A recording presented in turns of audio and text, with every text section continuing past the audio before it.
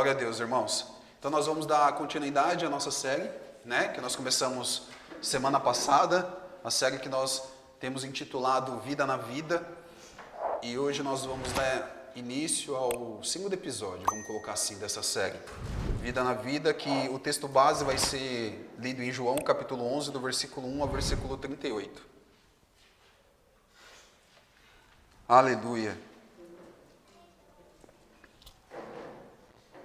Glória a Deus. Encontraram aí? A gente pode dar início? Um homem chamado Lázaro estava doente, e ele era de Betânia, da aldeia de Marta e de sua irmã Maria. Estava Maria, cujo irmão Lázaro estava doente. Era a mesma que ungiu o Senhor com perfume e lhe enxugou os pés com os seus cabelos. Por isso, as irmãs de Lázaro mandaram dizer a Jesus: aquele que o Senhor ama está doente. Ao receber a notícia, Jesus disse: essa doença não é para a morte, mas para a glória de Deus, a fim de que o Filho de Deus seja glorificado por meio dela. Ora, Jesus amava Marta e a irmã dela, e também Lázaro. Quando soube que Lázaro estava doente, ainda se demorou 2 dias no lugar onde estava.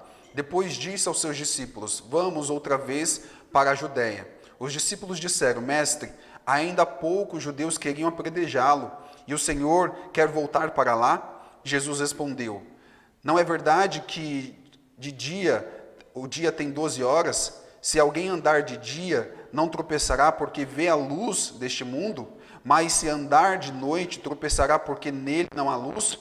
Tendo dito isso, acrescentou: nosso amigo Lázaro adormeceu, mas vou lá para despertá-lo.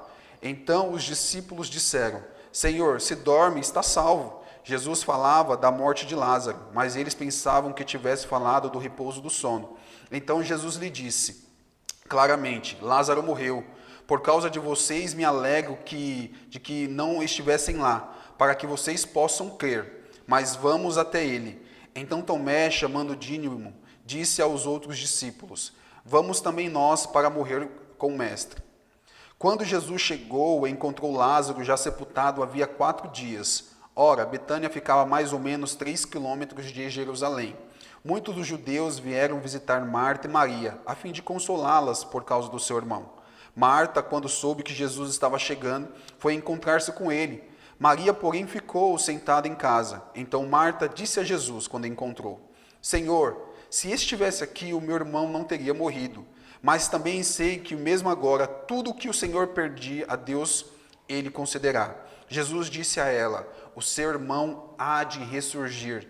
Ao que Marta respondeu: eu sei que ele há de ressurgir na ressurreição do último dia. Então Jesus declarou: eu sou a ressurreição e a vida. Quem crê em mim, ainda que morra, viverá. E todo que vive e crê em mim, não morrerá eternamente. Você crê nisto?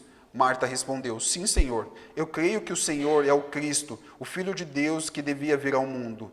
Depois de dizer isto, Marta foi chamar Maria, a sua irmã. Ele disse em particular: o mestre chegou e está chamando você. Quando Maria ouviu isto, levantou-se depressa e foi até ele, pois Jesus não tinha entrado na aldeia, mas permanecia onde Marta o havia encontrado. Os judeus que estavam com Maria em casa e a consolava, vendo-a se levantando-se depressa a sair, seguiram-na, pensando que ela ia ao túmulo para chorar. Quando Maria chegou ao lugar onde Jesus estava, ao vê-lo, lançou-se aos seus pés, dizendo: se o Senhor estivesse aqui, o meu irmão não teria morrido. Quando Jesus viu que ela chorava e que os judeus que o acompanhavam também choravam, agitou-se no seu espírito e se comoveu, e perguntou: onde vocês o puseram? E eles responderam: Senhor, venha ver. Jesus chorou. Então os judeus disseram: vejam o quanto ele o amava. Mas alguns disseram: será que ele, que abriu os olhos do cego, não poderia fazer com que Lázaro não morresse? Até aqui. Glória a Deus. Aleluia. Pessoal, nós começamos essa série porque nós precisamos caminhar e entender o quanto a nossa vida, a minha e a sua vida, a partir de um encontro verdadeiro com Cristo Jesus, precisa ser uma esperança para esse mundo caído lá fora. Poxa, a gente está vendo um contexto tão difícil, né? Que algumas pessoas estão vivendo em outros países, e se a gente for trazer para o nosso ambiente aqui, pessoas que nós conhecemos, ou a nossa própria vida mesmo, a gente vê questões tão complexas nesse mundo caído, corrompido pelo pecado, e a maldade do mundo cada vez mais crescendo. E se a gente for olhar para uma circunstância geral, e se a gente for basear a nossa vida a partir dessa circunstância, o desespero toma conta, a ansiedade vai a 1000 graus, sabe? Porque a gente vê que, além do homem não ter o controle de tudo, ele não tem o controle do seu próprio coração, e às vezes as decisões que nós tomamos na nossa vida são as piores possíveis. E baseando nesse contexto de nós sabermos que Jesus está voltando, nós precisamos entender que a nossa maior missão é poder propagar o Evangelho de Jesus. É poder anunciar que Jesus é o único Deus que salva e que transforma e que pode não simplesmente dar uma orientação para essa vida, mas pode garantir a vida eterna para todos aqueles que creem. Amém? Então a maior missão da igreja é essa, é ser uma vida na vida da outra pessoa que está sem esperança, está sem rumo, está sem norte. Mas eu não posso começar a falar de como nós precisamos ser esse canal de bênção para a vida das outras pessoas, sem entender o quanto Jesus precisa impactar a nossa vida. Eu e você, nós somos pessoas que o que determina as nossas ações, os nossos feitos, é aquilo que nós amamos. É aquilo que está reinando no trono do nosso coração. Então, a ordem aqui em primeiro lugar, não é o quanto vocês precisam ser sal da terra e luz deste mundo. A ordem em primeiro lugar aqui é enquanto Jesus precisa ser sal e luz para a sua vida. Amém? Porque a igreja é só uma expressão da redenção do que Cristo tem feito nela. Nós somos a resposta de Deus. Nós somos aquilo que Deus tem feito em nós para a vida das outras pessoas. Então, ser igreja não é um trabalho. Ser igreja é tornar vida do que Cristo fez em nós para a vida das outras pessoas. Então, nós não estamos falando aqui de atividades. Nós estamos falando aqui da nossa nova identidade. Nós estamos falando aqui do que nós nos tornamos em Cristo Jesus. Porque se virar só uma atividade, você vai se esforçar para fazer, mas você vai parar no meio do caminho, você vai desistir na primeira prova, você vai se tornar um legalista. Mas se agora você foi encontrado por Cristo e você se tornou luz a partir dele, isso vai ser um movimento orgânico para a igreja, cada vez mais caminhar de acordo com as verdades de Deus. Então a base da nossa vida é o Evangelho, é o que Jesus fez em nós, é como Jesus tem nos transformado, essa resposta que nós vamos dar para a vida das outras pessoas. Então, domingo agora eu preguei sobre isso. Eu preguei o quanto nós precisamos ser Maria, o quanto nós precisamos estar aos pés de Jesus, o quanto nós precisamos ter intimidade e relacionamento com Deus. Às vezes a gente pergunta muito isso, né? Nossa, eu não nasci para fazer isso, eu não nasci para fazer aquilo. Por quê? Porque nós estamos querendo já ser Marta. A gente já quer estar na cozinha, fazer um monte de coisas. E nós não queremos entender que, em primeiro lugar, nós precisamos ser Maria, nós precisamos estar aos pés de Jesus, ter intimidade com Ele, ter vida com Ele. Só assim nós vamos ser uma resposta para esse mundo caído. Mas, em primeiro lugar, Jesus quer te salvar. Jesus quer te transformar, Jesus quer te libertar. Então, a essência da vida cristã, em primeiro lugar, é o nosso relacionamento vertical com Deus, para que as coisas horizontais, relacionamento com as outras pessoas, as demandas da nossa vida, os nossos sentimentos, possam ser cada vez mais transformadas por esse Deus. Então, irmãos, em primeiro lugar, o que mais importa na nossa vida é o nosso relacionamento com Jesus. É estar com Ele. E não fazer alguma coisa por Ele. Nós não podemos substituir isso. O verdadeiro cristão é uma transformação daquilo que Jesus fez por ele. O verdadeiro cristão não é conhecido sobre aquilo que ele faz para Jesus. Porque o que ele vai fazer para Jesus é só uma resposta daquilo que Jesus fez por ele. Então, por que muitas das vezes a gente não é tão constante assim? Porque, em primeiro lugar, nós precisamos aprender a receber de Jesus. A receber de Jesus. A ter intimidade, a contemplar, a viver uma vida com Ele. A entender que Ele está disposto a transformar quem nós somos. A partir disso, nós vamos revelar aquilo que Deus quer fazer em nós. Então, esse texto vai nos levar, em primeiro lugar, a vida de Jesus na nossa vida novamente. E essa é a tecla que eu quero mais bater aqui. Como Jesus quer te encontrar. Como Jesus quer falar com você nos momentos mais caóticos da vida de vocês. Como Jesus se faz presente agora, hoje, nesse exato momento. O quanto Ele quer ter a vida dele conectada com a vida de vocês. o quanto Ele quer fazer algo extraordinário na nossa vida, que mais a gente fica cego, preso nas circunstâncias, do que entender que Jesus é o Deus que se faz presente em qualquer situação. E essa é a história que nós vamos trazer aqui para a gente refletir. Amém? E o contexto é esse. Jesus, Ele é o grande Senhor que desceu à terra para anunciar a boa mensagem do Evangelho. E Jesus agora, Ele entra nesse texto, faltando 7 dias para a sua crucificação e morte. Faltando 7 dias para Jesus ser crucificado e morto. E Jesus vai realizar o último milagre dele. E eu posso considerar que esse aqui é o maior e último milagre que Jesus vai realizar. E este milagre é mencionado só pelo Evangelho de João. Os outros 4 evangelhos não anunciam isso, mas o Evangelho de João fala sobre esse milagre que antecede a morte de Jesus, que antecede a crucificação de Jesus. Jesus vai realizar esse milagre pronto para ser crucificado. E a gente vai entender melhor isso aí. Esse milagre, ele de uma forma bem simples, ele vai tratar em 2 pontos específicos. Primeiro, a renovação da fé dos seus discípulos. E quando eu falo discípulo, eu não falo só dos 12, mas todos aqueles que estavam seguindo Jesus, incluindo Marta e Maria. Ali, aquele milagre tinha o intuito de renovar a fé dos discípulos de Jesus, para reconhecer que Ele era a ressurreição e Ele era a vida. Isso implica muito naquilo que nós entendemos de seguir a Jesus e ter a Ele. E o outro ponto importante que vai falar dessa mensagem aqui, é que ao mesmo tempo que serviu para renovar a fé dos discípulos, também serviu para enfurecer o coração dos seus inimigos. A partir desse momento, a perseguição de Jesus dobra. A partir desse momento, depois que o milagre acontece, a vida de Lázaro é tomada novamente às mãos de Jesus, o próprio Jesus vence a morte através da ressurreição de Lázaro. Os fariseus se levantam, os doutores da lei se levantam para crucificar Jesus, e a guerra começa a ser travada de uma forma muito maior. Mas olha só como é interessante, que lições a gente pode tirar desse texto, que a gente pode entender que Jesus nos leva a compreender o que Ele tem para nós, na nossa vida, na vida com Ele. Vamos ler aqui os primeiros versículos. Se você tiver com a sua Bíblia aberta, pode nos acompanhar, senão eu vou lendo aqui para vocês. No primeiro versículo em diante, diz que um certo homem chamado Lázaro estava muito o quê? Doente. Ele era de Betânia, uma aldeia de Marta e Maria, suas 2 irmãs.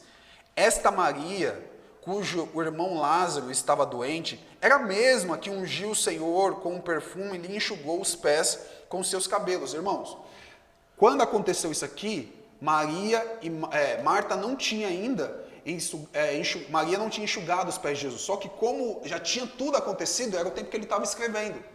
Então, depois que Lázaro ressuscita, no capítulo 12, é que ela começa a enxugar os pés de Jesus com os seus cabelos e derramar aquele unguento. Mas, como tudo já tinha acontecido, ele está escrevendo, olha, essa Marta e Maria aqui, Maria é a mesma aquela mulher que derramou aquele unguento nos pés de Jesus. Ele continua dizendo no versículo 3, por isso, as irmãs de Lázaro mandaram dizer a Jesus, aquele que o Senhor ama estar muito doente. Então, olha só que coisa que a gente pode pensar junto aqui nesses primeiros versículos. Marta e Maria, elas tomam uma decisão certa nos tempos mais difíceis. A doença chegou, Lázaro está muito doente. Lázaro não tinha morrido ainda quando elas mandaram um mensageiro ir até Jesus. O sofrimento bateu na porta delas. E o que ela manda fazer? Ela manda chamar Jesus, aquele a qual elas já receberam na casa delas, a qual Maria esteve aos pés de Jesus e Marta estava servindo. Então a primeira atitude de Maria é muito correta. Marta e Maria mandam chamar o seu Salvador, o seu Senhor, mostrando que a esperança da cura, a esperança do milagre acontecer, estavam nas mãos de Jesus. Então elas foram chamar o único que elas confiavam que poderiam salvar o seu mestre. Outra coisa também que elas nos dão exemplo aqui, é que elas chamaram Jesus, note no versículo 3, que elas chamaram Jesus e disseram assim, olha, chama o mestre, porque aquele que o mestre tanto ama está doente. Elas basearam o chamamento de Jesus não no amor que Lázaro tinha por Jesus, mas no amor que Jesus tinha por Lázaro. E isso é algo muito importante. Ela baseia o amor de Jesus por Lázaro e fala assim, olha, Jesus pode fazer um milagre. Por quê? Porque Jesus ama muito Lázaro, ele tem intimidade com Jesus. Então Jesus vai se encher de íntima compaixão e vai salvar Lázaro dessa doença. Então chama ele porque ele não vai deixar Lázaro morrer. E é engraçado isso porque nós precisamos entender que a nossa vida não é baseada no nosso amor por Jesus, mas é baseada no amor de Jesus por nós. Mas eu sou ligado a pensar muitas das vezes que nós baseamos o nosso relacionamento com Deus a partir do tanto que nós amamos Ele. Eu não sei vocês, mas quando o sofrimento bate na sua porta, ou quando a dificuldade atrela lá dentro de você, como é que nós nos relacionamos com Deus? Será que nós chamamos Deus para fazer parte do nosso sofrimento a partir do quanto nós o amamos ou a partir de quanto Jesus nos ama?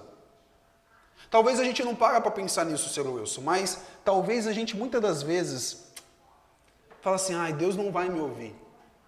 Ai, Deus não está nem aí para a minha dor. Ah, Deus não está nem aí para o meu sofrimento. Por quê? Porque a nossa vida não é uma vida tão íntima de Deus. O meu fraco amor, a minha infidelidade de amor, mostra o quanto talvez Jesus não vai ouvir a minha oração. E o que a gente pega mais? Jesus baseia a fidelidade dele no amor que ele sente por mim. Ou será que Jesus baseia a fidelidade dele no amor que eu sinto por ele? Será que nos sofrimentos da nossa vida, será que quando a gente ora para Deus, pedindo para Deus, visita Deus a nossa família, Senhor, visita Deus, sabe, esse emprego, que estou passando por tanta dificuldade, será que o nosso sentimento está assim, talvez Deus não vai me ouvir? Porque eu não sou tão fiel assim a Ele? Talvez Deus não vai me ouvir porque eu não tenho correspondido o amor dele como ele corresponde o amor dele por mim. Então, talvez nós chegamos diante de Deus não como Marta e Maria, baseando a nossa vida e o relacionamento que Deus tem por nós a partir do amor que ele sente por nós. Mas nós baseamos o amor que nós sentimos por Deus. E isso nos afasta de Deus. E isso nos tira de estar diante de Deus e corresponder àquilo que Deus quer falar conosco. Então nós deixamos de orar. Ou nós oramos com menos fervor. Ou a gente não apresenta a nossa oração diante de Deus como a gente deveria apresentar. Sabe, será que a sua vida é assim? Você não consegue apresentar diante de Deus todas as suas aflições porque você acha que Deus não vai te ouvir? Porque Ele baseia o relacionamento que Ele tem com você a partir do amor que você tem para Ele? Marta e Maria, especificadamente, elas foram diferentes nisso. Elas chamaram Jesus porque eles sabiam que Jesus amava muito Lázaro. Então a nossa confiança no amor de Jesus é a base para o nosso relacionamento com eles. Não a nossa fidelidade, mas a fidelidade de Deus. Então é isso que o Evangelho nos ensina. O Evangelho nos ensina que nós devemos chegar aos pés de Jesus na base do amor dele para a nossa vida. Na base da fidelidade dele para a nossa vida. Então, eu amo Jesus pouco, eu sei disso. Ai, como eu queria amar mais a Jesus. Como eu queria mais devotar a minha vida a Jesus.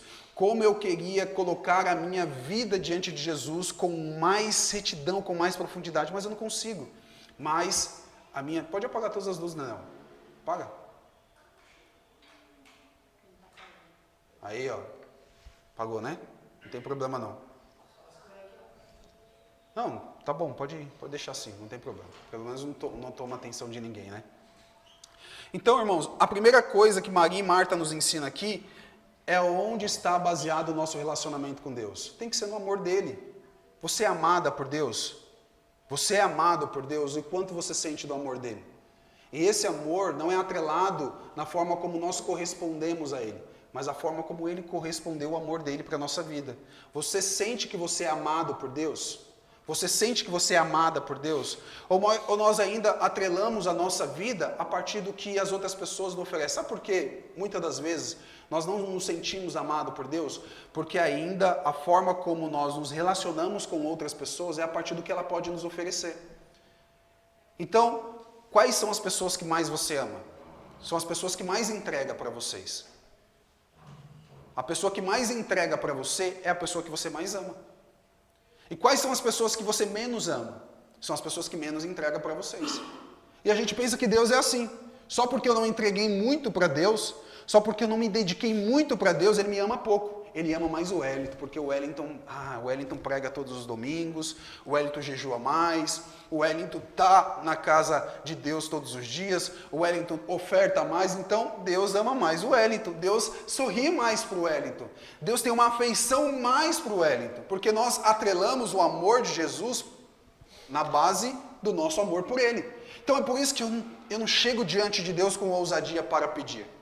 Eu não chego diante de Deus com ousadia para entregar os meus sofrimentos, porque Deus vai mais ouvir o Wellington do que eu me ouvir. Será que a gente pensa assim ainda? Gente, o que o Evangelho nos traz, a boa notícia do Evangelho é isso, que antes de nós amarmos, Ele já tinha nos amado. O amor de Deus não é tipo uma montanha russa, que vai variando de acordo com a nossa fidelidade, de acordo com a nossa bondade. O amor dele é estável. É perfeito, é singular, Ele não mensura esforços para demonstrar o seu amor por nós, principalmente através da vida de Cristo Jesus. Então, assim como Marta, Maria, assim como o próprio Lázaro, entendia que a base do amor de Jesus era simplesmente porque Ele nos ama. Então, o que nos impulsiona a ter uma vida de relacionamento com Jesus é o amor dele por nós. E o amor dele nos constrange a estar perto dele. Então, mesmo quando eu sou falha, mesmo o quanto eu sou pecador, eu tenho que me aproximar de Deus. E as portas vão estar abertas para mim. Por quê? Porque o meu relacionamento com Ele é baseado no amor dele comigo. Amém? Então Marta e Maria nos ensinam muito ao respeito sobre isso. A base do que elas criam, que o milagre ia acontecer, era no amor de Jesus por Lázaro. No versículo 4, ela diz assim ainda: ao receber a notícia, Jesus disse: essa doença não é para a morte, mas para a glória de Deus, a fim de que o Filho de Deus seja glorificado. Glorificado, irmãos.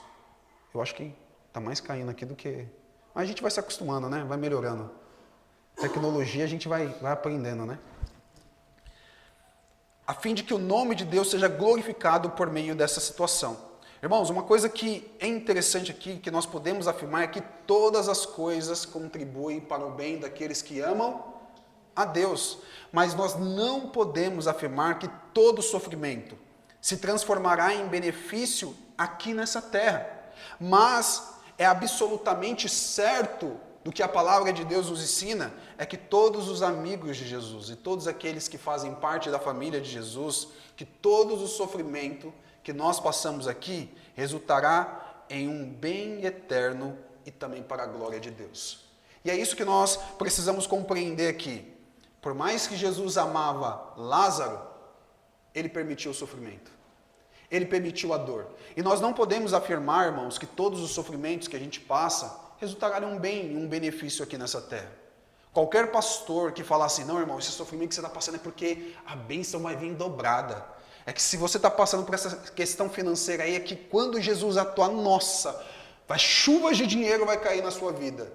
Eu acho que é muito ruim a gente concretizar que todos os sofrimentos da nossa vida vai resultar em um bem aqui. Mas o que nós podemos afirmar é que Jesus disse que no mundo a gente vai ter aflições, mas a gente precisa ter bom ânimo. E o nosso ânimo tem que estar atrelado no quê? No que Jesus vai fazer? Não, em quem Jesus é. E no que Ele já fez por nós, porque o que Ele nos garante é a vida eterna nele. Mas quem é amigo de Jesus, quem tem uma vida íntima com Jesus, nós podemos garantir que todo o sofrimento dessa terra vai resultar em um bem eterno. Você pode ter certeza que todas as coisas vão contribuir para algum certo tipo de bem. Pode ser nessa terra? Pode ser. Pode ser que alguma injustiça esteja acontecendo com você e Deus vai falar assim: eu vou te dar dupla honra? Pode acontecer. Pode ser que aquele versículo caiba muito bem em algum dos seus problemas, que a glória da segunda casa vai ser maior do que a da primeira, né? Lembra Ageu quando fala isso? Muitos pregadores. Pode ser que isso aconteça, mas pode ser que não, irmãos. Pode ser que alguns problemas da nossa vida vai resultar em bem eterno. Vai ser transformação diária para o nosso coração, para a nossa confiança e nosso deleite completamente em Deus. E a nossa esperança tem que estar onde? Somente em Deus. Somente nas coisas que Deus tem propagado para nós. No versículo no versículo 5, Jesus continua dizendo: ora, Jesus também amava Marta e a irmã dela, como também amava Lázaro. Isso quer dizer que o amor e a amizade de Jesus não nos isenta de qualquer tipo de dor e sofrimento. O amor de Jesus não nos isenta. Nós não nos tornamos eleitos de Deus e agora blindados por Deus. Como que se a calamidade, a dor, o sofrimento, a perda, o luto não nos alcançasse. Não tem como separar uma coisa da outra. Jesus, ele continua nos amando, aperfeiçoando a vida dele em nós, mas isso não nos isenta de qualquer tipo de sofrimento. E é isso que acontece. Deus amava eles muito, mas o sofrimento bateu na porta deles. Jesus entrou na porta deles, fez morada, foi bem recebido, foi recebido a adoração da Maria aos pés dele, mas chegou o luto na casa dela. Chegou o sofrimento, chegou a doença na casa dela. A angústia tomou conta da casa dela, mesmo Jesus estando lá com eles. Mesmo Jesus tomando ele como amigo, mesmo Jesus claramente dizendo: eu amo vocês. O sofrimento tomou conta dele. Tem tempos que estamos igual Marta e Maria, e esse é o fato. Estamos fazendo tudo certo, e elas fizeram tudo certo. Primeiramente receberam Jesus lá em Lucas 15, que nós ouvimos. Marta quis servir Jesus da melhor maneira possível. Maria se dobrou aos pés de Jesus, queria aprender diante dele. Depois, quando o sofrimento bateu na porta, quem elas foram chamar? Elas não foram chamar fariseus, ela não foi chamar saduceus, ela não foi chamar os profetas, elas foram chamar Jesus. E ela baseou a cura no que está certo que a Bíblia diz. No Evangelho diz que a base da nossa transformação é no amor de Jesus por nós, e não no amor de nós para Jesus. Então elas fizeram tudo certo. E às vezes parece que na nossa vida bate essa doideira. Nós estamos na igreja, nós damos a nossa oferta, nós tentamos moralmente viver uma vida que agrade ao Senhor, nos abdicamos de tantas coisas, tentamos, cumprir certinho aquilo que Deus tem nos ensinado, mas quanto mais parece que a gente faz o certo, mais as coisas pioram. Mais as coisas saem do controle. Parece que quanto mais a gente busca por cura, Deus cura, vem mais doença. Quanto mais a gente olha para a porta de emprego abrir, mais parece que as coisas se fecham e a gente não vê nada acontecendo. Quanto mais a gente olha para o nosso filho que está longe de Deus, mais longe ele fica. Quanto mais a gente olha pelo nosso esposo, pela nossa esposa, mais atribulado fica.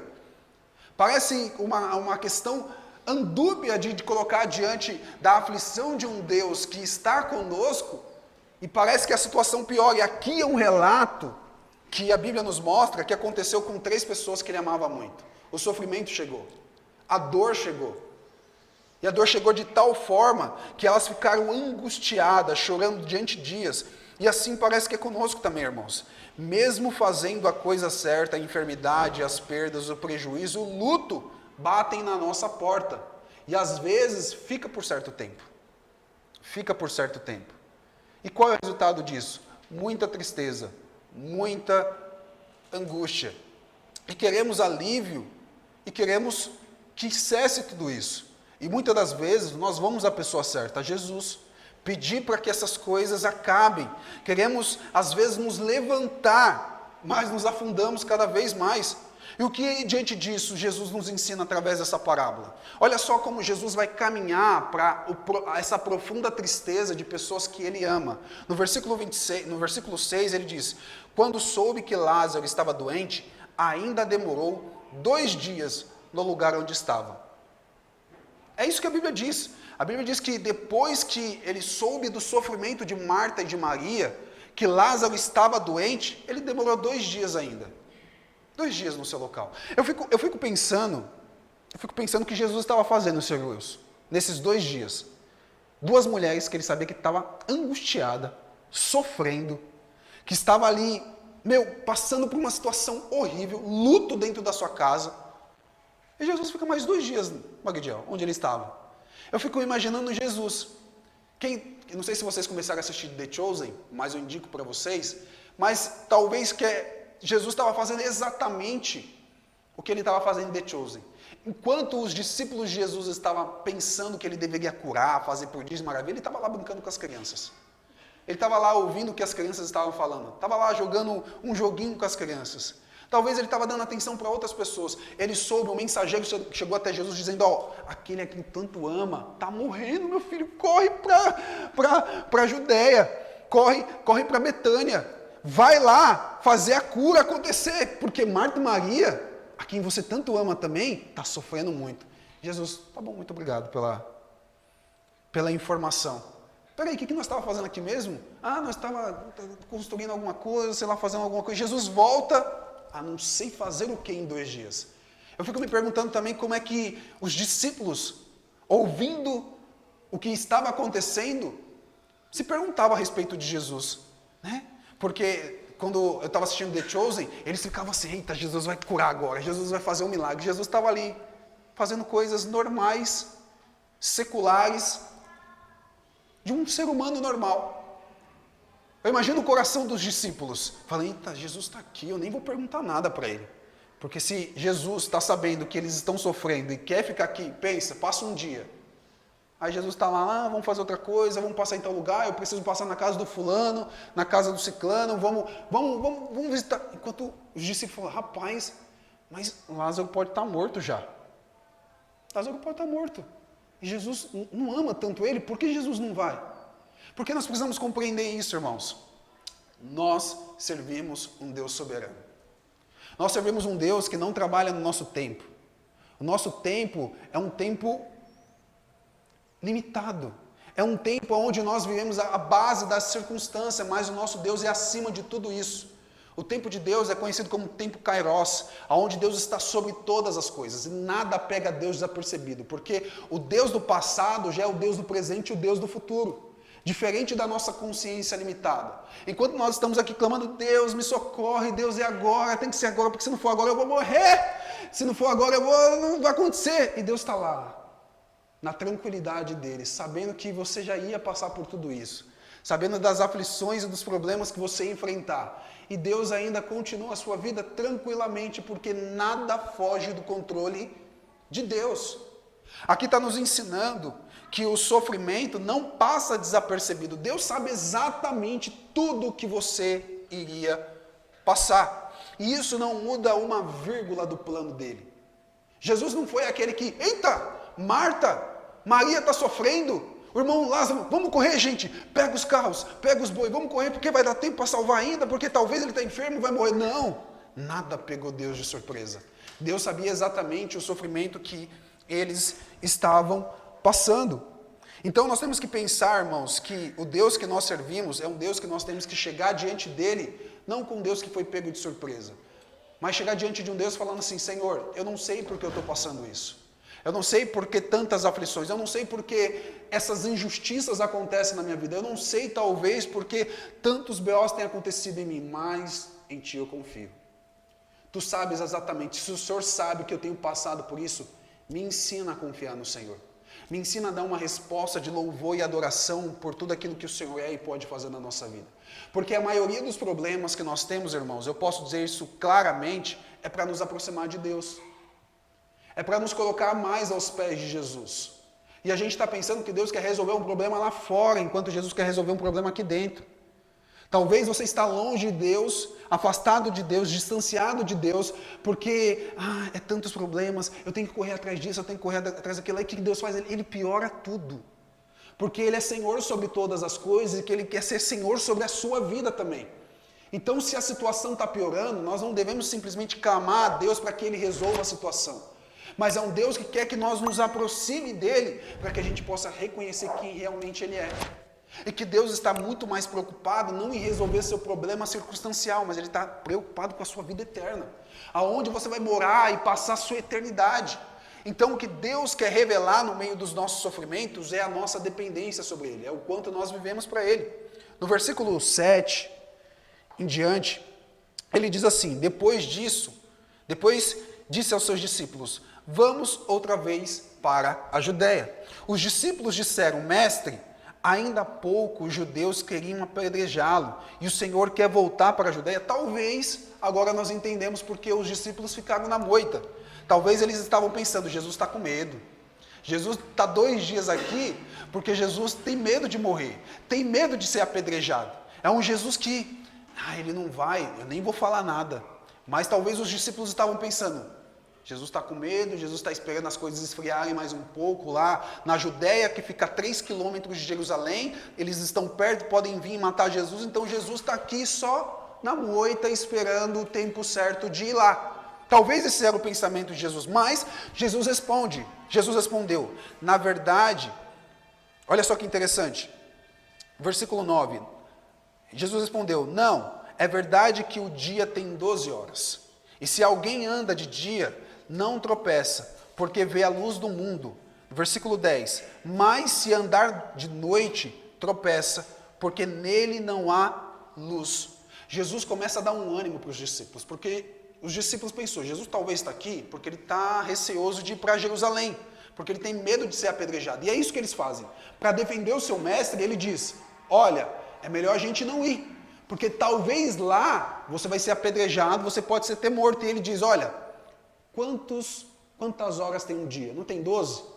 Então, antigamente não existia relógio na Idade Média. Então, como eles analisavam o dia e a noite? Pela luz do sol. Opa, ainda é de dia, a gente consegue se concentrar aqui, mas à noite eles não conseguem ver as pedras que estão e podem tropeçar. O que ele está dizendo aqui? O ânimo que Jesus está dando aos discípulos é entender que, independente da claridade que esteja o dia e da perseguição que eles estão passando, Deus é a luz deste mundo. E andar diante de Deus, por mais que nessa terra seja as questões mais difíceis de viver, é o melhor lugar que a gente possa estar. Ele está dizendo para os discípulos, nessa parábola, pequena parábola aqui, dizendo assim, olha, andar com a luz do mundo, por mais que você sofra perseguição nessa terra, é o lugar mais seguro em que o cristão pode estar. Estar no centro da vontade de Deus é o lugar mais seguro para o cristão. E qual é o lugar mais perigoso? Talvez o lugar mais perigoso é estar no lugar mais confortável que a gente possa estar, mas longe do centro da vontade de Deus, é o lugar mais perigoso que a gente possa estar. Então o que Deus está dizendo aqui, e dando ânimo aos discípulos, dizendo assim, estamos no centro da vontade de Deus, não importa o que nós vamos enfrentar lá em Betânia, nós estamos seguros, porque Deus está conosco. No versículo 11, esse ânimo acaba acrescentando ao coração dos seus discípulos, que diz, tendo dito isto, acrescentou, nosso amigo Lázaro está adormecendo, mas vou para despertá-lo. Então os discípulos disseram, Senhor, se dorme, então ele está salvo. Jesus falava da morte de Lázaro, mas eles pensavam que tivessem falado do repouso do sono. Então Jesus diz claramente, Lázaro morreu, gente. Por causa de vocês, me alegro que não estivessem lá, para que vocês possam crer. Mas vamos até ele. Então Tomé, chamado Dídimo, disse aos outros discípulos, vamos também, nós para morrermos com o nosso mestre. Olha que interessante isso aqui, irmãos. O ânimo que foi dado ao coração dos discípulos era esse, eu estou sob controle. Ele não está mais vivo, porque a notícia dos discípulos era o quê? Lázaro está doente. Essa foi a notícia que o mensageiro deu em 3 dias. O terceiro dia tinha passado. E a notícia era o quê? Vamos lá, mas você pode ser morto. Não importa. Nós estamos debaixo do controle de Deus. É a nossa maior segurança. E Lázaro apenas está dormindo, porque Lázaro irá ressuscitar. Olha que interessante isso aqui. A profecia que Deus, que o próprio Jesus lança aos seus discípulos é dizer, Lázaro vai acordar. Lázaro está simplesmente vivendo um tempo de sono. Porque essa morte que ele está vivendo não é para a glória do homem, mas para a glória de Deus. E isso deu ânimo dizendo assim, não importa o que nós vamos passar lá. Se o mestre está falando, é assim que nós vamos viver. Se é para morrermos com o nosso mestre, morreremos com ele. Se é para vivermos com ele, viveremos com ele. E esse é o intuito do discipulado cristão. Discipulado cristão é viver antes da lógica. Muitas das vezes Deus vai pedir para a gente que não está na nossa lógica, que não está de acordo com a nossa capacidade. Irmão, se estivesse de acordo com a nossa lógica, com a nossa capacidade, a glória ia ser nossa. A nossa igreja tem que ser assim, assim, assim, porque está de acordo com aquilo que a gente consegue, está de acordo com a nossa capacidade, mas Deus é um Deus que é dono da obra. Como é que Deus vai ser glorificado quando tudo isso dependeu de você? Como é que Deus vai ser honrado se tudo aquilo estava dentro da sua capacidade? Nós servimos um Deus que não trabalha por lógica, Nenel. Que não trabalha, a gente tem que tirar isso da nossa mente e achar que tudo tem que estar no nosso controle, que tudo aquilo que Deus está pedindo para a gente tem que estar no ambiente do nosso dinheiro, no ambiente da nossa capacidade, no ambiente da nossa estrutura, no ambiente das nossas faculdades mentais, que vai acontecer de acordo com aquilo que eu acho que eu sou capaz de realizar. Não, Deus está chamando cada um de nós para fazermos aquilo que nós não somos capazes para fazer.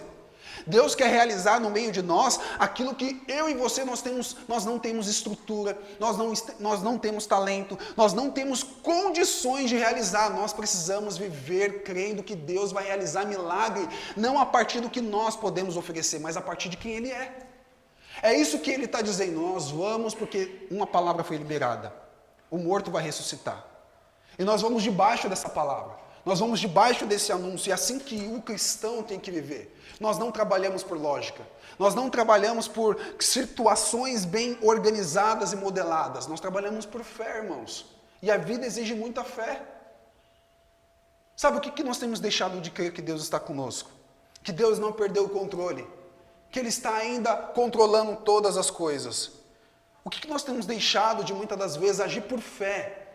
Que Deus é conosco. Eu não estou falando por irresponsabilidade, mas estou falando de confiar em Deus, que muitas das vezes a gente confia em tudo, menos na soberania de Deus, que vai sempre cuidar de todas as nossas necessidades.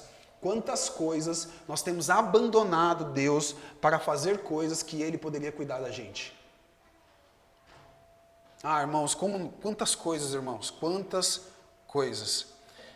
Versículo 17 diz então, Jesus chegando encontrou Lázaro na sepultura, havia 4 dias. Então 4 dias Lázaro já havia morrido. Então quando um mensageiro saiu para dar a notícia que Lázaro estava doente, ele tinha morrido já. Quando ele chegou lá, Lázaro já tinha morrido. Depois Jesus ficou mais 2 dias, e depois era mais um dia de sair do lugar onde ele estava para chegar até Betânia. Então, quando ele chega lá depois desse dia, no versículo 18 diz, ora, Betânia ficava a mais ou menos 3 quilômetros de Jerusalém. Muitos dos judeus que vieram visitar Marta e Maria, a fim de consolá-los por causa dos irmãos, vieram de lá.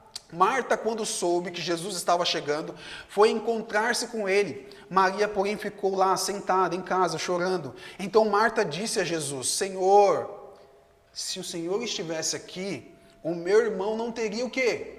Morrido. Mas também sei que, mesmo agora, tudo que o Senhor pedir a Deus, Ele concederá. Olha que fé, irmãos. Olha que fé que Marta teve agora. Senhor, se o Senhor estivesse aqui, meu irmão não teria morrido. Mas eu sei que tudo que o Senhor pedir ao Pai, porque eu te conheço, tu é filho de Deus. Tudo, porque você tem intimidade com Ele. Tudo que você pedir, Deus vai te conceder. Jesus então responde, segundo o que ela falou. Versículo 23. O seu irmão há de ressurgir. Então, Jesus estufou o peito e disse, eu creio, irmã, no que você está falando aí. Então, segundo o que você crê, eu estou dizendo, o seu irmão vai ressuscitar agora. Mas olha só que embaraço dá na cabeça de Marta. Marta agora no versículo 24, crê nesse Deus do futuro. Ela diz, ao que respondeu Marta, Senhor, eu sei que o Senhor há de ressurgir na ressurreição do último dia. Então Jesus declarou, Marta, quando Jesus disse para ela, eu vou ressuscitar o teu irmão, ela diz, não, Senhor, eu sei que lá no futuro o Senhor vai ressurgir, vai ressuscitar todo mundo, nós vamos morar lá no céu com o Senhor, está tudo certo, mas meu irmão, se o Senhor estivesse aqui antes, talvez ele poderia ter alguma chance. Aí Jesus dá uma declaração forte, dizendo, ao que Jesus disse no versículo 6, eu sou a ressurreição e a vida. Quem crê em mim, ainda que morra, viverá. E todo que vive e crê em mim, não morrerá eternamente. Você crê nisso? Mas Marta respondeu, sim, Senhor, eu creio que o Senhor é o Cristo, o Filho do Deus vivo. Irmão, isso me chamou muita atenção. Porque Marta é aquele tipo de crente igual o Wellington. Sabe? Que quando ora a Deus, eu sou muito assim igual Marta, sabe? Eu creio num Deus que no passado fez muitas coisas. e que no presente fará muitas, no futuro fará muitas coisas. Mas eu duvido muitas das vezes no meu coração de um Deus que vai fazer muita coisa no presente. Então eu sou uma Marta também, que quando chega aos pés de Deus e fala, Deus, tu és tão bom, tu és maravilhoso, olha o que o Senhor fez, o Senhor morreu por mim na cruz do Calvário, me salvou, me transformou, como o Senhor é poderoso em tudo que faz, a minha fé está depositada naquilo. Aí quando eu olho para o futuro, nossa Senhor, o Senhor voltará, o Senhor enxugará dos meus olhos toda lágrima, o Senhor é a minha esperança, o Senhor da minha vida, o Senhor fará tudo aquilo conforme está na sua palavra. Mas quando eu venho para o meu presente e olho para as circunstâncias da minha vida, aquela profunda fé se torna uma pequena fé. Se torna algo tão pequenininho. Se o Senhor quiser, mas tudo bem, Senhor. Eu aceito. Senhor, sabe, não existe aquela mesma intencionalidade de crer no Deus que ressuscitou Lázaro, que pode ressuscitar tantas coisas na nossa vida, no nosso presente. Porque o Deus que se apresentou para Moisés, que se apresentou para Abraão, que se apresentou para Paulo, ele nunca chegou dizendo, eu sou o Deus que era e fiz no passado. Eu sou o Deus que será e fará no presente. Não, ele sempre se apresentou como o grande eu sou. Ou seja, eu estou aqui no presente agora. Eu estou vendo as suas necessidades agora. Eu estou vendo as suas lutas agora. Eu sei os seus B.O.s de agora. Então a mesma fé que você tem no Deus que realizou no passado, que realizar no futuro, é o mesmo Deus que você deve ter fé nesse presente. Porque é o Deus que se faz presente agora. Nós não podemos ter o coração igual de Marta, que teve um Deus que tem fé em tantas coisas. Eu tenho fé na vida do irmão, na vida do ciclano, na vida do fulano, mas na minha vida não, Deus não liga tanto para mim. Deus não se incomoda com os meus sofrimentos. Deus não se incomoda com as minhas dores. Parece que Deus tem um olhar mais de meigo para o Wellington, porque a vida do Wellington dá mais certo do que a minha. Porque as coisas do Wellington parece que fluem melhor do que a minha. Então, Deus é mais com o Wellington do que comigo. Nós cremos num Deus do passado e do futuro, mas não num Deus do presente. E quando Marta diz, eu posso realizar isso na sua vida hoje, se você verdadeiramente crê, o que ela crê? Ela crê no futuro. Ela crê ao mesmo tempo no passado, porque essas informações que ela recebeu, eram as informações que os judeus recebiam, dizendo que um Deus, o próprio Jesus, o Messias, viria para ressurgir e trazer de novo a salvação para Jerusalém.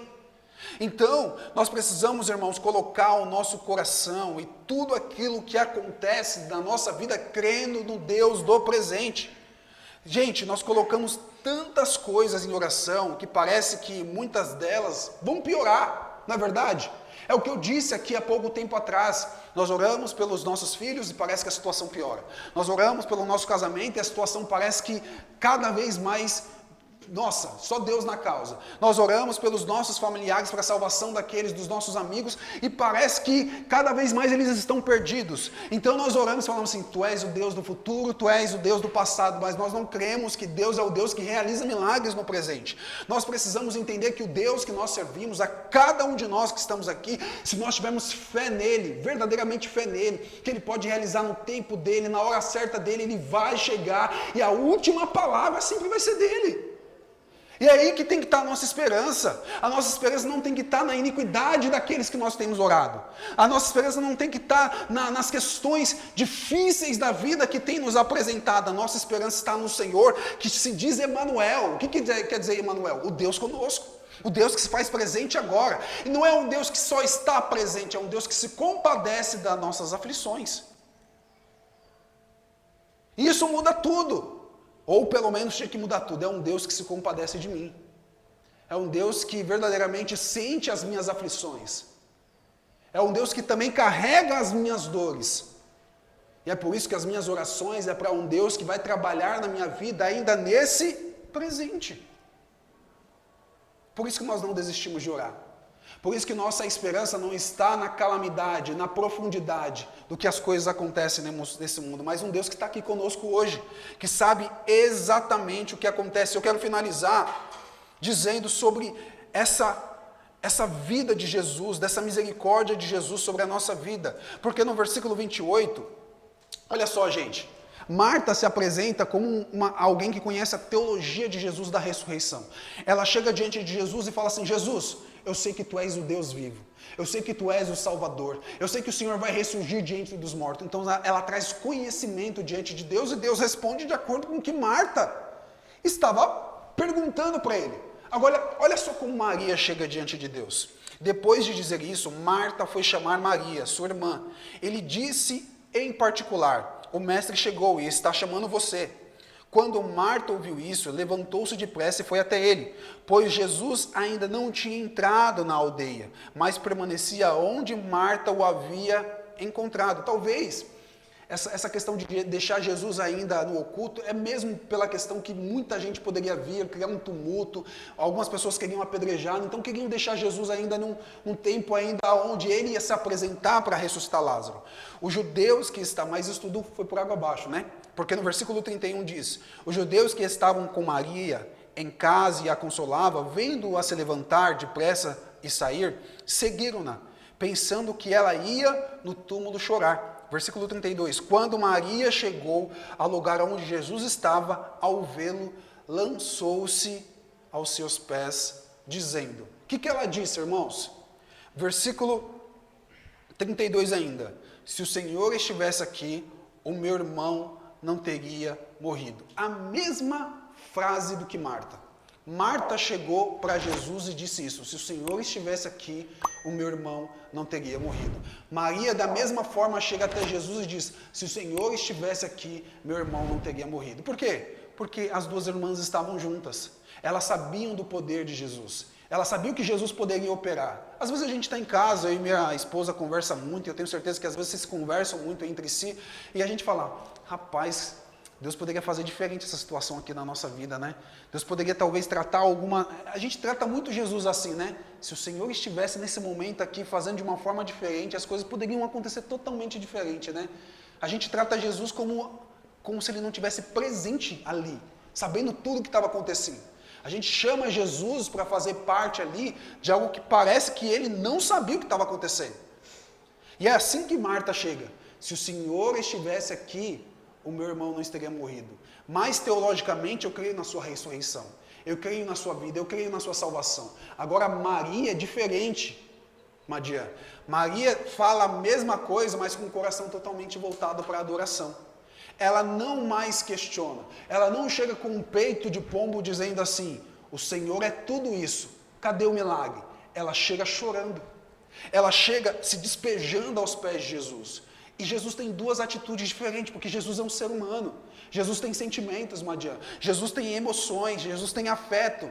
Marta, quando chega a Jesus, Jesus responde teologicamente: eu sou a ressurreição, eu sou a vida. Se você crê, você recebe. Às vezes a gente pode chegar diante de Deus já sabendo a resposta que Deus vai nos dar. Senhor, eu sei que o Senhor é isso, eu sei que o Senhor é aquilo, eu sei que o Senhor, a tua palavra diz isso e aquilo. Teologicamente a gente às vezes chega diante de Deus já dizendo as respostas que a gente quer receber.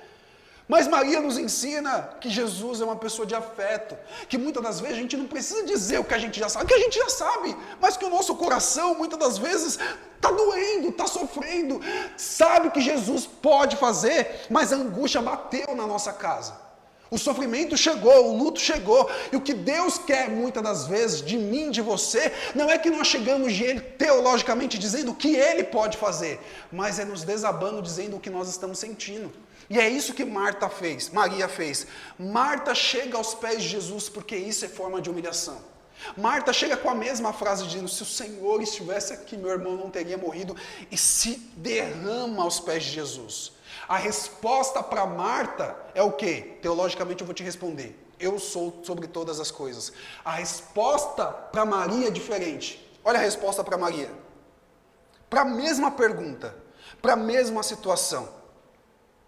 Quando Jesus viu que ela chorava, irmãos, e que os judeus que o acompanhavam também choravam, agitou-se no seu espírito e se comoveu. Irmãos, é isso que Deus está procurando em nós. É um coração quebrantado, que às vezes não sabe nem o que dizer para Ele, que não sabe nem como corresponder, que não está ali para dizer sobre o que nós estamos fazendo, às vezes não teologicamente o que nós sabemos sobre Deus, mas é dizer: Deus, eu não estou aguentando mais, Senhor, está complicado, estou abrindo meu coração para Ti, porque as aflições são grandes, os problemas são grandes, a doença bateu na porta e eu não sei o que fazer, eu não sei como mais confiar, eu não sei que direção tomar. Deus está esperando de nós um relacionamento mais íntimo, que a gente chega diante de um amigo, não diante de um Senhor como apareceu para Marta, não diante de um Deus todo-poderoso que está a quilômetros de distância de nós, mas é um Deus poderoso que se apresenta no presente, onde a gente pode abrir o nosso coração. Olha só que diferença entre Marta e Maria na mesma frase, né, Nel? Irmãos, como nós precisamos chegar diante de um Deus íntimo. Diante de um Deus que quer chorar com os que choram, que quer se alegrar com os que se alegram. Diante de um Deus que sabe o que é padecer, o que é ter sofrimento. Deus sabe exatamente o que nós estamos sentindo, irmãos. Um homem que ficou sem teto. Deus sabe o que é isso, porque ele ficou sem teto. Um homem que quer ser abandonado. Deus sabe o que é isso, porque ele foi abandonado pelos seus amigos. Um homem que quer ser rejeitado. Ele sabe o que é isso. Um homem que passou fomes e calamidades. Ele sabe o que é isso, porque ele ficou 40 dias no deserto. Um homem que quer sentir dores. Gente, um homem que pensou em mudar de rota. Deus sabe, muitas das vezes, quando a gente quer desistir, que a gente pensa, falar, Deus, eu não estou aguentando mais, talvez eu vou para outro caminho. Jesus no Getsemane fez isso. Ele falou, Deus, não tem outro caminho. Porque ele sentiu tanta angústia dentro dele, que ele chegou diante do próprio Pai e falou assim, Senhor, não tem outra possibilidade.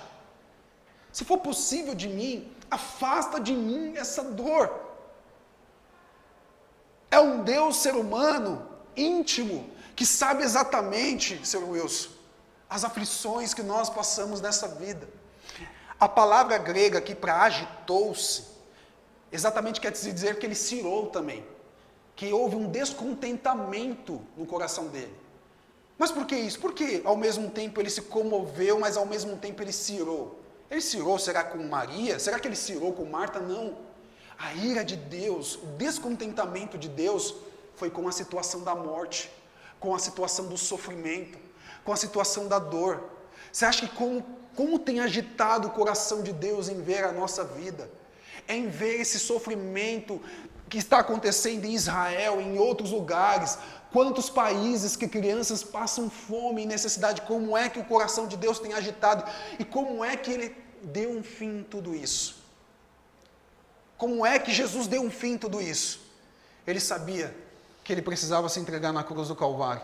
Ele sabia que ele deveria sofrer toda a dor, toda a maldição cair sobre ele, para que ele pudesse colocar um ponto final. Então, quando ele agitou em seu espírito, aquilo foi mais ânimo para ele dizer, eu preciso continuar até o final. Eu preciso sofrer a dor que eu preciso sofrer, eu preciso sentir a rejeição do meu próprio Pai na cruz. Eu preciso ser menosprezado, eu preciso ser cuspido, eu preciso ser açoitado, eu preciso morrer, eu preciso viver essa vida, para que isso que eles estão vivendo hoje aqui, esse luto, essa dor, essa perda, possa ter um ponto final. Irmãos, como Deus se compadece da nossa dor. E a Bíblia diz que é isso que Ele faz. Ele não deu uma forma teológica, Ele só perguntou, aonde está Lázaro? Aonde está Lázaro? Onde vocês o puseram? E a Bíblia diz que ainda Jesus chorou. As lágrimas de Jesus revelam a sua humanidade, a sua compaixão e o seu amor. A Bíblia mostra que Jesus é esse Deus Emanuel que chora com cada um de nós. Ele chora por você, irmãos. Você crê nisso? Jesus chora com você. Jesus sofre por você e se importa com você e se identifica com a sua dor. Isso deveria levar a gente num estágio de adoração, de entender que é um Deus que está presente nos nossos sofrimentos, mas Ele também se compadece com a nossa dor. Jesus entra então e disse para curar Lázaro, e no versículo 36 diz assim, então os judeus disseram, vejam o quanto ele o amava, porque eles viam o sofrimento e a dor de Jesus. E o versículo 37, para terminar, diz, mas alguns disseram, será que ele, que abriu os olhos do cego, não podiam fazer com que Lázaro não morresse? Olha só, gente, ele termina dizendo assim, será que, se ele amava tanto Lázaro, aquele cego que ele curou, aquelas pessoas que nós ouvimos a história, ele não poderia vir aqui curar Lázaro, ele não poderia vir, tem tanto amor, as coisas não poderiam acontecer tudo aqui e agora, Deus não poderia agora, a gente pensa às vezes, poxa, se Deus me ama tanto, Ele não poderia ver tanto o meu sofrimento, se Ele compadece tanto de mim, Ele não poderia agora, no estralar de dedos, com uma só palavra, mudar toda a minha circunstância e situação? Ele não poderia fazer isso agora? Lógico que Ele poderia. Mas agora, o que eu quero que vocês analisem de verdade. Será que o amor de Deus está atrelado na minha e na sua vida do que você pode conquistar aqui agora? Será que o amor de Deus é tão circunstancial, é tão banal, é tão pequeno, que Ele queira satisfazer a sua vida completa somente em alguns poucos anos? Será que Deus é tão pequeno nesse sentido, que só vê o quanto você precisa ser feliz aqui agora, num mundo onde Ele sabe que quanto mais Ele te dá, quanto mais Ele fazer, vai te afastar daquilo que verdadeiramente importa? Ah, irmãos, Deus conhece seu coração. Deus sabe que nada nesse mundo te satisfaz. Deus sabe que nada nesse mundo te completa. Deus sabe que nada nesse mundo vai trazer uma verdadeira alegria para você. Pode trazer um certo tipo de satisfação, acabar a dor? Pode. Pode trazer um certo tipo de alegria, não passar por todo o sofrimento? Pode. Mas isso é muito pequeno, com aquilo que Cristo conquistou na cruz do Calvário por todos nós, e para a glória dele. E quando Jesus olha isso, nós precisamos entender que Ele é um ser divino e completo sobre todas as coisas. Existia antigamente uma cultura para os rabinos que a possibilidade de um profeta ir ressuscitar um morto era até 3 dias. Eles diziam que a alma pairava sobre o corpo e esperava diante de 3 dias. Se durante 3 dias o corpo não voltasse a viver através de um profeta ou de alguém que pudesse trazer uma palavra para ressuscitar, não tinha mais condições daquela pessoa ressuscitar. O corpo começava a decompor a partir do 3º dia. Então eles diziam entre si, só Deus poderia descer nessa terra aqui para poder ressuscitar aquele morto. É por isso que Jesus espera até o 4º dia. Porque Jesus quer trazer a comprovação que Ele é o próprio Deus. Que Ele é o próprio Senhor sobre todas as coisas. Que Ele está acima de todas as coisas e Ele é Senhor sobre todas as coisas.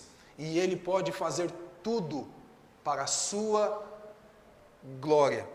O que nós precisamos entender aqui, e o resumo disso tudo, é que nós servimos um Deus ressurreto. Um Deus que olha para as nossas aflições.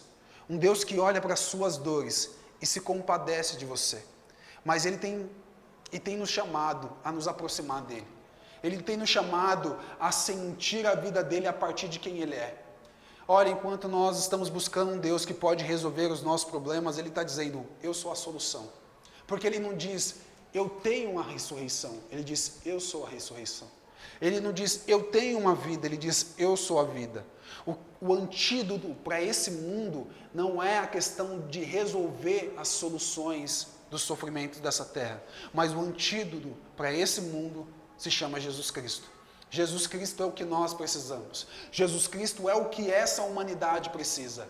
Ele é a vida. É a partir dele que nós temos a verdadeira vida. Ele é a verdadeira ressurreição. É a partir dele que nós temos a verdadeira esperança de um mundo, de uma vida gloriosa, a partir do que ele conquistou na cruz do Calvário para nós. Ele se importa assim com as suas dores de hoje.